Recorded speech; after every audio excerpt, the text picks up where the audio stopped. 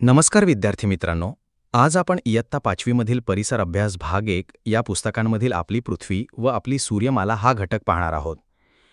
मित्रांनो, मानवाला पूर्वीपासून अवकाशामध्ये घडणाऱ्या घटनांचे फार मोठे कुतूहल आहे. अवकाशामध्ये घडणाऱ्या घटना का घडतात, याचा काय संबंध आहे, या अनेक प्रश्नांचे उत्तर शोधण्यामध्ये मानवाला जिज्ञासा आहे. रात्रीच्या वेळी अवकाशाकडे पाहिल्यावर अवकाशात अनेक वस्तू दिसतात. या सर्व वस्तूंना खगोलीय वस्तू असे म्हणतात. काही वस्तू लुकलुकताना दिसतात, त्यांना तारे म्हणतात. सूर्य हा सर्वात मोठा तारा आहे, त्याला स्वतःचा सूर्यप्रकाश आहे. पण काही खगोलीय वस्तूंमध्ये लुकलुकण्याची क्षमता नाही, म्हणजेच ज्या खगोलीय वस्तू लुकलुकत नाहीत त्यांना ग्रह म्हणतात. आपली पृथ्वी हा ग्रह आहे, तिला स्वतःचा प्रकाश नाही. काही खगोलीय वस्तू ग्रहाभोवती फिरतात आणि त्यांना उपग्रह म्हणतात. जसे चंद्र हा आपल्या पृथ्वीभोवती फिरत असतो, म्हणून चंद्र हा पृथ्वीचा उपग्रह आहे. या सर्वांचा समावेश सूर्यमालेमध्ये होतो. आकाशगंगेमधील सूर्यमाला हा एक छोटासा भाग आहे. सूर्यमाला म्हणजे काय, तर सूर्य हा एक तारा आहे व सूर्याभोवती फिरणाऱ्या 8 ग्रहांना एकत्रितपणे सूर्यमाला असे म्हणतात.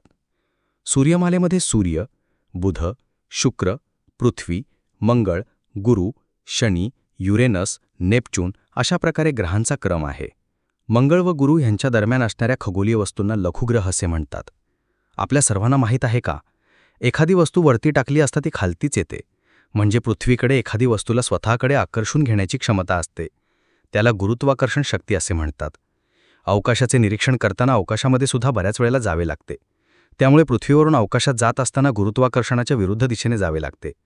त्यामुळे अवकाश प्रक्षेपणाच्या साहाय्याने पृथ्वीवरून एखादी वस्तू बाहेर पाठवत असताना गुरुत्वाकर्षणाच्या विरुद्ध जाऊन त्या वस्तूला पाठवावे लागते. त्यासाठी रॉकेटचा उपयोग केला जातो. भारताने त्याचा उपयोग करून चंद्रयान, मंगळयान अवकाशात पाठवलेले आहे. मुलांनो, आपल्या सर्वांना माहीत आहे का, अवकाशात जाणारा पहिला भारतीय कोण? तर अवकाशात जाणारा पहिला भारतीय ते म्हणजे राकेश शर्मा, जे 1984ला अवकाशात गेले होते. अवकाशातून त्यांनी भारतीयांसाठी एक संदेश पाठवला होता, तो म्हणजे सारे जहां से अच्छा हिंदुस्तान हमारा. याच प्रकारे कल्पना चावला, सुनीता विल्यम्स ह्या सुद्धा भारतीय महिला अवकाशामध्ये गेल्या होत्या. कृत्रिम उपग्रहाचा फायदा आपल्याला बऱ्याच वेळेला होत असतो. नकाशे तयार करणे, संदेश वहन, एखाद्या ग्रहावरील खनिज संपत्तीचा, पाण्याचा शोध घेणे, शेती व पर्यावरण, त्याचा अभ्यास, हवामान, अंदाज या सर्व घटकांसाठी कृत्रिम उपग्रहांचा फायदा होत असतो.